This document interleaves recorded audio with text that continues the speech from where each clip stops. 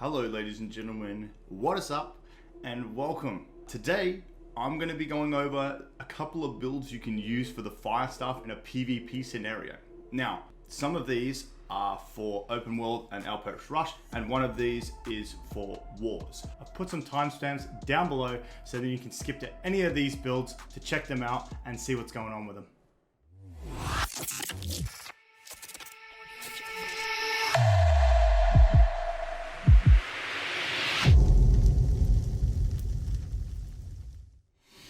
The first build here that we're going to be touching on is the Mana Regeneration burn build that I've put together. This build is good for open world PvP and Outpost rush. Okay, so firstly we're going to be going over the skills, what passives comes with those skills and how they're going to help those skills or help you in some way. And then we're going to be looking into the passives. Just quickly here, I want to say that this passive here isn't a part of the build. The website's just a bit weird at the moment, so everything else is correct. Alright, let's get into the skills first. We've got burnout here. This is your mobility ability. It also applies burn if you hit people with it. So this dashes forward with nice little flames around you, and it deals 5% weapon damage each second for 13 seconds. Quick side note, burnout isn't an instant ability. It takes about 1 to 1.5 seconds to cast. So just keep that in mind when using this ability. Let's have a look at the first passive here, All In. This is just a quality of life thing. So the fire staff cooldowns are reduced by 2% for each foe hit by burnout. So that's the nice little thing that you get there. Second one is what we really want to look at, which is Heated Up. Burnout travels 50% further. Now without this, burnout kind of travels at the same speed as what you would normally running, right? So you're never going to be able to catch up to people. You're never going to be able to get away from people. But with this, it makes the ability a lot better. It feels like it travels a lot further, and you can also use it to catch up to your opponents or get away from them. Let's have a look at our second ability here, Incinerate. So this ability does a giant AoE of flames around you. This does raw damage, it knocks back your enemies, and it applies burn. So it'll do 130% weapon damage on the initial hit, and it will do 3% weapon damage each second for 6 seconds in burn damage. This ability is really good just to use in combination with burnout, because you can use it to knock them down and then use burnout to dash through them and apply 2 stacks of burn just from those 2 abilities alone. So this is really good. It also helps you out of really bad situations if you've got a lot of people on you or they're just in your face and being really annoying. One thing I will say about Incinerate is that it took me a little while to get used to how long it took to do the ability. But if you can get it right, this ability is great in those circumstances. The last ability here is Fireball, but you can choose to go into Pillar of Fire if you would prefer. I like Fireball because the animation's a lot smoother. It's a lot easier to get a hit with this ability, and it basically does the same thing as Pillar of Fire. Pillar of Fire, the animation is stuck to where you cast it, and also it's really hard to hit with. The only benefit that Pillar of Fire has is that it's on a 10-second cooldown, opposed to Fireball being at 15 seconds, but they basically do the same thing. So if you want to go into that, not a problem, but for me, I think Fireball is the way to go. The first passive in Fireball, Fireball's burning field persists for 9 seconds. This isn't too important. You're mainly looking at the second passive here, but that's nice if you have someone stuck somewhere. The second passive here is Catch. This is what we're looking at. Direct hits with Fireball give you 10% of your mana back, and it reduces your fire staff cooldowns by 7%. This is one of your mana regeneration methods, which we'll be talking about later. But this skill's really nice, really easy to hit, and hits quite hard as well. Now let's look into our passives. Firstly, we're going to be looking at where we get our burn damage from and what it does. Okay, firstly, as we know, Burnout and Incinerate, the skills I just spoke about, both apply burn. The first passive here is Kindle. Burn lasts 20% longer. This is a no-brainer. 20% longer burn, we're going to be applying burn all the time, so this is really good. Singe. When you crit, you burn for 3% weapon damage each second for 6 seconds. So now, every time you crit, you're going to be applying burn as well. Watch it burn. Light attacks burn for 3% weapon damage each second for 6 seconds. There's another way that you can apply burn. Really easy to do. Your light attacks aren't hard to hit. Then we've got Let It Burn. When burn deals damage, you gain a 10% fort buff for 2 seconds, which is 10% damage reduction. And seeming as though you're going to be burning the target 80% of the time, you have an almost permanent 10% damage decrease. Now there's one quality of life passive here. It's the crit passive, Spell Slinger.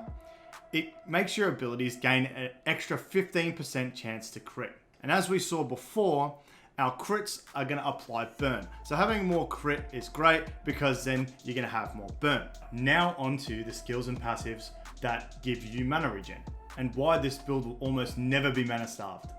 So if you chose Fireball for your optional skill, this has a passive which we talked about earlier about direct hits giving you 10% of your mana back and reducing the cooldowns of your fire stuff by 7%. If you are running Pillar of Fire, it does a similar thing. Its second passive gains 10% of your max mana per enemy hit by Pillar of Fire. You just don't get the CD reduction and it's a lot harder to hit. First passive is Flare. Your heavy attacks don't consume mana.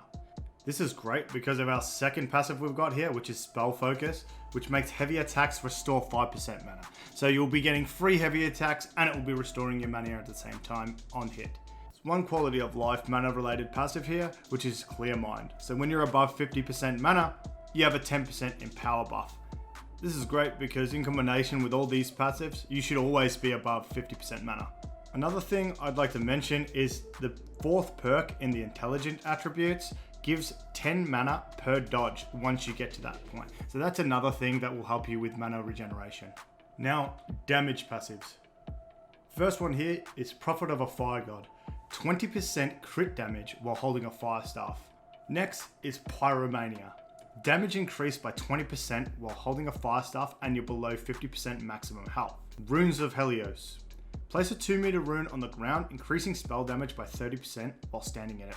This has a 30-second cooldown. This passive in particular is really good. When this pops and you have an opportunity to stand in it, you absolutely fry people. There's one quality of life passive here, Fiery Restoration. Your heavy attacks reduce your fire staff CDs by 10% on hit. This passive just adds more value to your heavy attacks already on top of restoring the 5% mana and it not consuming mana. So it's a really great one here.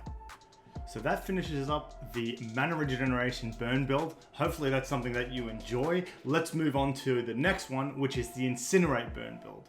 This is another build that is really good for open world PvP and Outpost Rush. How the Incinerate build differs from the mana regeneration build is that you sacrifice mana regeneration for more damage through your Incinerate, and you also get a little bit of healing. Because of the mana regeneration sacrifice, you are sometimes mana starved, but there are ways of getting it back by switching to your other weapon, as you will see as I go through the guide. 3 abilities that we have in this build are the same as the last build. We have our Burnout, we have our Incinerate, and we have our Fireball. Just our passives and the passives on our skills have changed. So for Burnout, like I said before, it's a dash ability with the flames around you and it applies burn when you go through players. The main passive that we're looking at is Heated Up, which makes it travel 50% further. That is detrimental because it will allow you to be able to catch up or get away from players. The normal one doesn't go far enough and it also only goes about the same speed as your running speed. Then we have Incinerate. This is a massive fire AoE that knocks your player down, does 130% weapon damage, and catches them on fire, dealing 3% weapon damage each second for 6 seconds. But in this build, we go down into the passives. So let's have a look at those and see what they do. Your first passive is Scorched. Each hit of Incinerate causes an additional stack of burning. Next one we have is Cauterize Wounds. Restore 20% of the damage dealt by Incinerate. There's your little heal. Then the most important one here for the Incinerate build is Flame Out. Incinerate hits twice. Why this is so important is obvious, because you're going to get double the value out of your passives and the ability.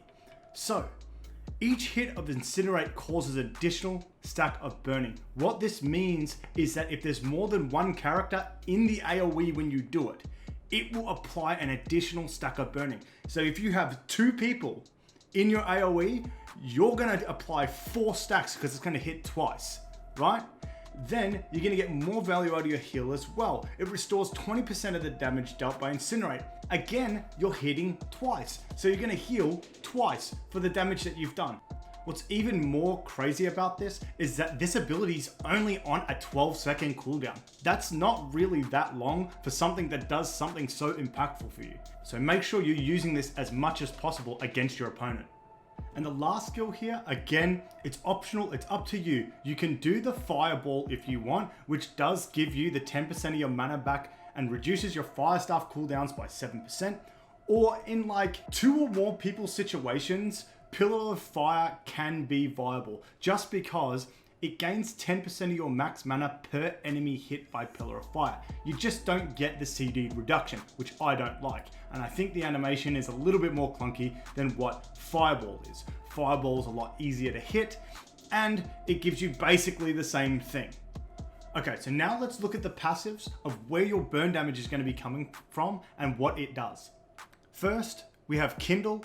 Burn lasts 20% longer. This was in the last build. 20% longer is good because you're going to be burning all the time. Secondly, Singe. When you crit, you burn for 3% weapon damage each second for 6 seconds. Again, really good because your crits are going to be adding burn as well. Watch it burn. Your light attacks are going to burn for 3% weapon damage each second for 6 seconds. That just means you're going to be able to spam your light attacks to be able to put more burn stacks on your target. Next up is Let It Burn. When burn deals damage, you gain 10% fort for 2 seconds. So you're getting a 10% damage reduction almost all the time because you should have burn up on your target upwards of 80% of the time. There's one quality of life burn passive here, same as the last build. It's a crit passive, Spell Slinger. Abilities gain extra 15% chance to crit. And as I said before, more crits equal more burn stacks. Next, we're going to be talking about where your mana regeneration is coming from and the passives that go alongside that. Firstly, you're going to be getting mana back from your skill Fireball and its passive Catch. As we said before, direct hits with Fireball will give you 10% of your mana back and reduces your fire staff cooldowns by 7%. If you are running Pillar of Fire here, same deal. You're going to get 10% of your max mana back per enemy hit. First passive is Spell Focus. Heavy attacks restore 5% mana. The second one here is Reheat, which after 6 seconds without activating an ability, your mana regen is increased by 400%. This is amazing. This is really good for when you switch to your alternative weapon because it gives you the time for that 6 seconds to go by and then in turn increase your mana regeneration by 400%. There's one quality of life mana related passive here, which is Clear Mind. When you're above 50% mana, you get 10% in power. So you're getting a 10% damage increase with that. You won't always be above 50% mana in this build, but there are ways to play around this with your 400% increased mana regen.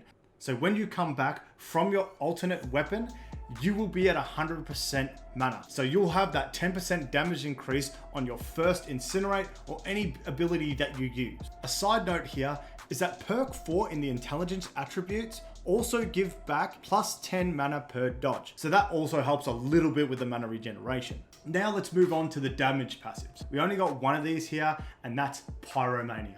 Damage is increased by 20% while holding a fire staff and below 50% max health. This is just a little bit of a quality of life thing. It's nothing really too major, but it's a nice little ability to have.